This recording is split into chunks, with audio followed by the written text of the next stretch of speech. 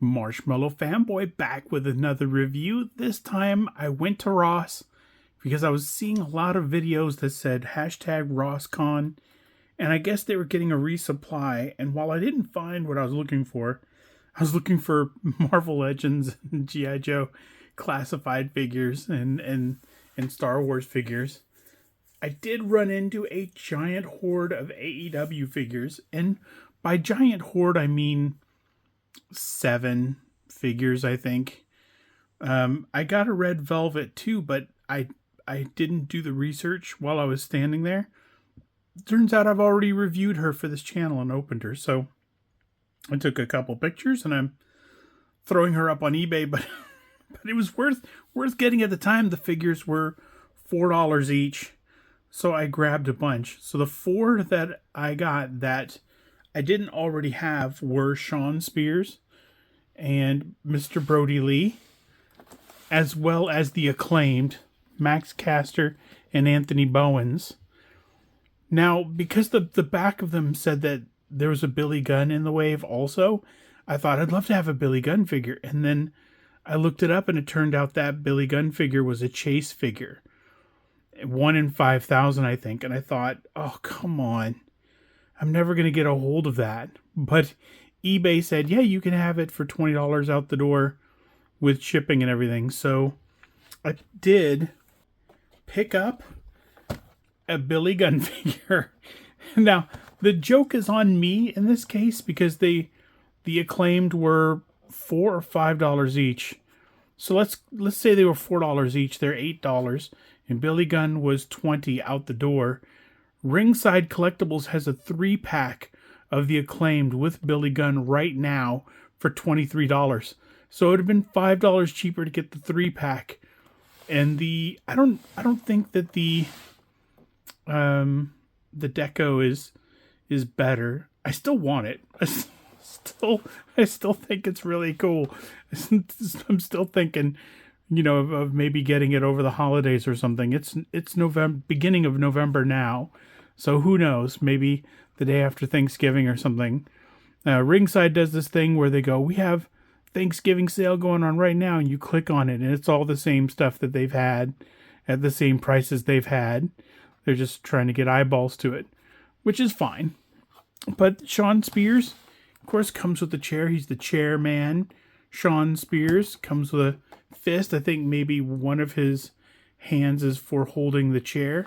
And then he's got maybe that hand holds the chair. And this one's a fist. And now he's got another hand with a fist. But that has a glove on it. So it's probably, well, the thumb is on that side. It's got to be that one. So I'm not sure if there was a gimmick where he wore a glove or something sometimes, or maybe he took it off during a match and slapped you with it, like old style chivalry. Yeah, they didn't have any of those figures except for Red Velvet. They only had Red Velvet, was the only unsold one other than Shawn Spears, which is still okay. I like Shawn Spears. It's a good picture. I don't know what's going on in that photo. It looks like he got crotched on the top rope, and he's like, ow. But who knows? See, let me put this over here. For Brodie Lee, I know there's been a couple different figures for Brodie. I know when he passed, there was a Brodie Lee figure with an evil Zero. I think his son. And his son is training to be a wrestler now. In WWE, I think. So it's got the briefcase. I'm not sure if that's like a thermos or something. It was kind of a strange faction, but it was sort of gaining a little bit of momentum. We're starting to learn more about it. It was taking a lot of slow world building to put that together, and it probably would have been something. Oh my God! Everybody in that wave was part of the Dark Order. It's the Brodie Lee, Stu Grayson, Evil Uno, John Silver, and Anna Jay. Wow. I mean, I haven't seen anybody from that faction except Anna Jay lately. in 2025. I'm not sure. I know AEW bought another promotion, so the chances are all the wrestlers you don't see are over on that other promotion. Billy Gunn has virtually disappeared. It's a very cool figure. A Billy Gunn figure is always welcome, although I'm not really sure about that expression. The one out of 5,000 edition might be the, this is the weird squinty edition. There we go. Scissor me, daddy ass. Very cool. Those are good memories. But he's virtually gone. He's virtually missing. Which is fine. He's probably mostly retired nowadays. And as for these two, they are currently maybe putting the tag team back together.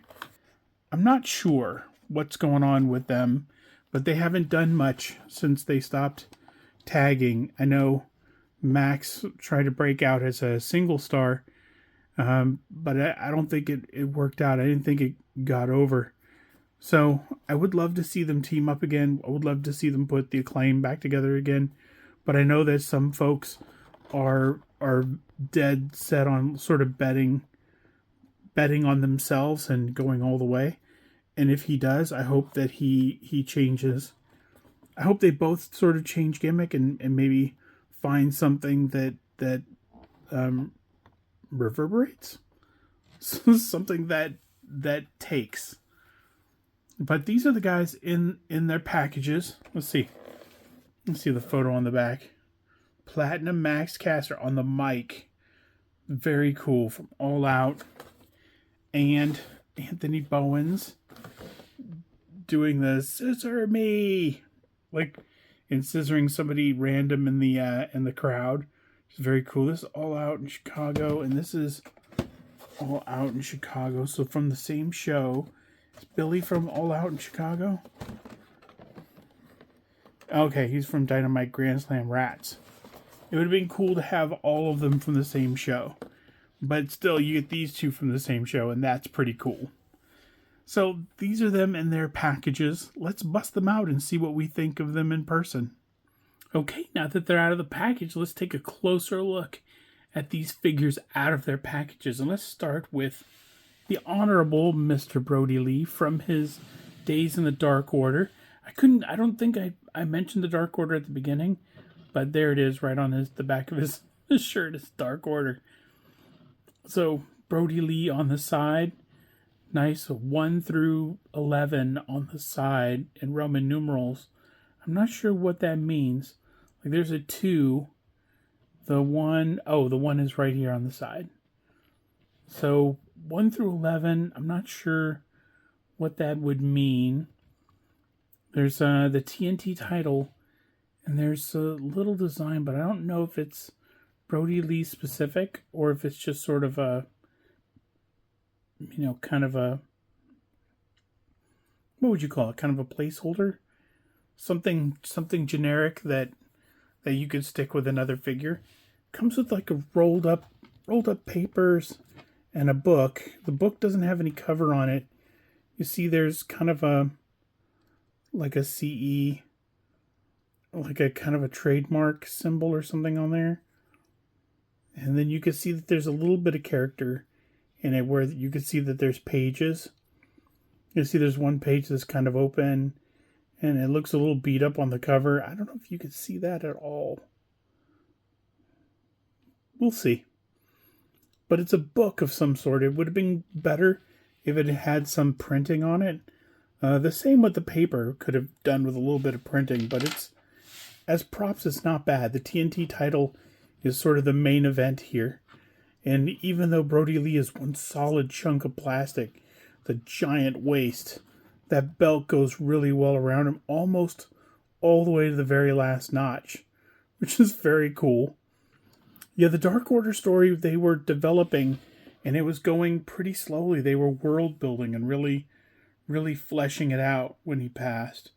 So I have no idea where it would have eventually gone, but people couldn't boo anybody in the Dark Order after he died, so they all became faces, which is fine. I felt the same way. Like it'd be very hard to very hard to boo somebody who just, was a part of something that, they just passed away. That's, not going to give you a lecture on grief. That's just my 2 cents on it. So that is Mr. Brodie Lee. Great sculpting, great size, huge figure.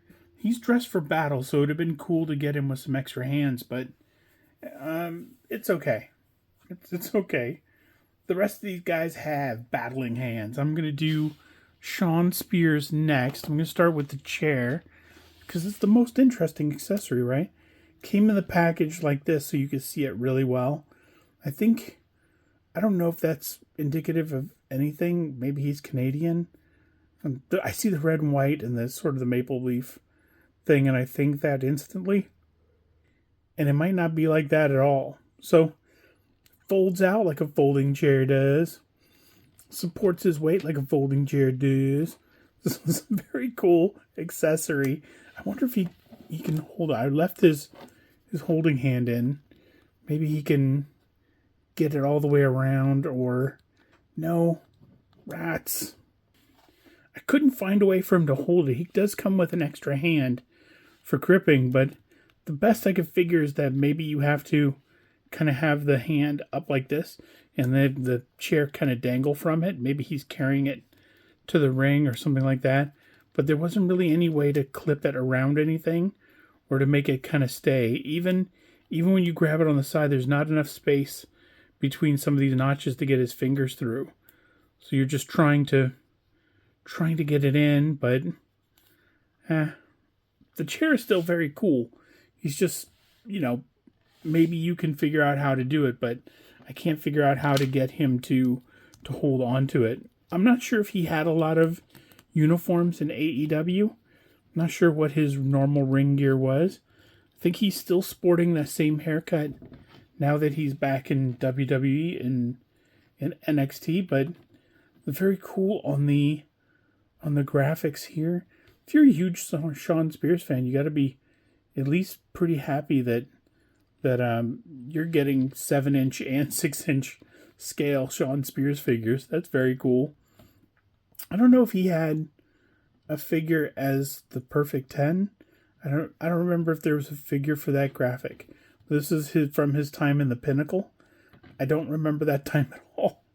I don't know who the Pinnacle was or what it was, but I knew Shawn Spears from WWE, so I was interested in him when he would appear.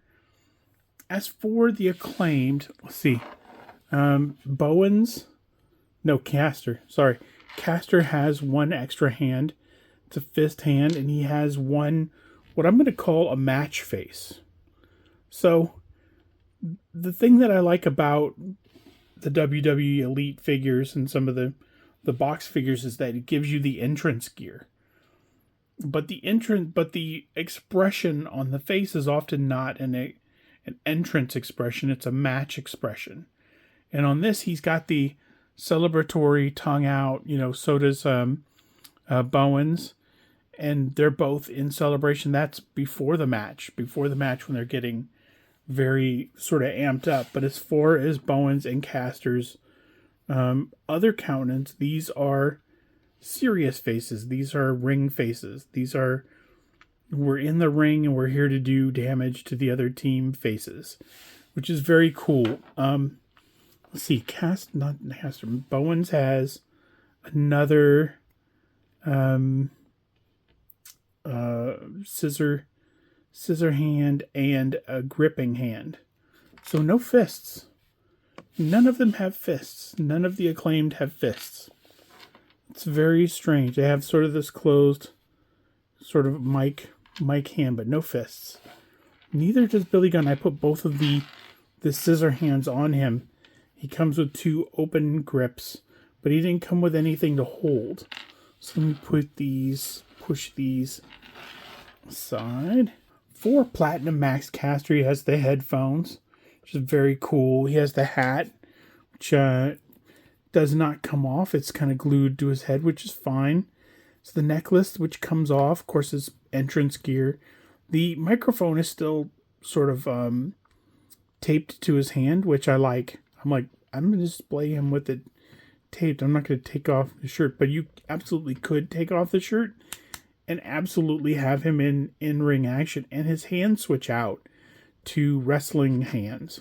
So he's got wrestling face, he's got wrestling hands. You could take off the clothes to get wrestling accurate gear on. And as for the pants, he's got the best wrestler alive gimmick right on the knee, which means that the best wrestler alive gimmick preceded the Acclaimed, or not preceded, but preceded the time where he was going out claiming to be the best wrestler alive and challenging people to open challenges. So there was a little bit of a germ of, I have made this claim before and now I'm just going to say it out loud. But it could be that, as he never really pointed out or said anything, the best wrestler alive thing on his knee pad doesn't mean much because he didn't really accentuate it or anything. Platinum Max Caster. That's very cool. He's got the name right on. He's got platinum right on the butt. He's got the little Yo explosions, and that logo is very close to the Yo MTV Raps logo, which used to be a show that featured rap songs and videos on MTV when they played music on their television. The silver is really cool. The shiny silver is just amazing. See, the necklace hangs. It's great. So that is Platinum Max Caster. I like for Bowens that the gear matches sort of color scheme wise, but in no other way. There's no, there's a vest for him. The trunks are different. They're pink and not silver. He's got Bowens. He's got the jacket with the everyone loves the Acclaimed and the scissors that sort of make the A symbol down there. It's got the pads with the A for the Acclaim. Has Acclaimed on the boots. It's a really nice touch. These guys were really, really good together. Of course, the microphone, like I said, I'm leaving taped in, is just cool. Like he could be looking straight up and being like, "Scissor me, daddy ass," or whatever. It's just a really cool figure. If you're a fan of the Acclaimed, you gotta get this guy. Or, like I said at the beginning, the 3-pack that's a ringside exclusive that's $23. As far as Billy Gunn goes, it's pretty good. The pink shoes and the sweatpants, the Billy Gunn shirt with scissors, the Acclaimed hat that comes off. So he still has a ring. He still has a ring head if you wanted to display him kind of in the ring or as sort of a triple threat match or something. The hat comes off, not like Max Caster's hat does not come off. He's got the tattoos, including the tattoo that's on his hand, which he has on the hand that also has the open grip. He has a little tattoo on it. I don't know what it says, but it's a tattoo. But 2 scissor hands, 2 regular hands, so he's ready for in-ring action as well as the entrance. It's a really cool figure. I'm not super crazy about the likeness, but the rest of them are really good. I'm not sure what happened there, but also this character is a 1 in 5,000 chase variant, and I would just expect a little bit more for a chase. I mean, this might as well have been a Build-A-Figure or something. It shouldn't have been something that I had to hunt for. I didn't. I got it on eBay, but at the time it came out, if I got the Acclaimed, I couldn't get Billy Gunn. And I'm guessing that because the Billy Gunn figure was 1 in 5,000 and people were probably just reflexively getting it because they thought they were going to be able to resell it for $100. So this should have just been a regular, normal release figure. Shouldn't have been a 1 in 5,000 figure. There's a lot of those where I'm like, well, when WWE does it, it's a chase figure. And you're like, well, okay, it's a chase figure. But they don't make a big deal out of, like, it's 1 in 5,000 and it's this and that. And, you don't need to do all that. I understand that Billy Gunn is a huge, huge part of wrestling. And there's a really nice legacy there with Billy Gunn. But I don't think that this should have been a chase figure. Especially since it came out, it's mostly pretty loose. So I'm like, oh man. It was a loose figure, but I like it. Let's not split hairs. I like the figure, and I'm glad that I have it. I'm glad I have all 3 members of the Acclaimed, as I liked them the most as faces, and they were a lot of fun. And I hope they put that together again. So hopefully you can get these guys at Ross on the cheap. Or maybe you already have them and you're like, oh man, I could have waited and got them for $4 a piece. In which case I have to say, sorry about that. But until next time, enjoy your toys.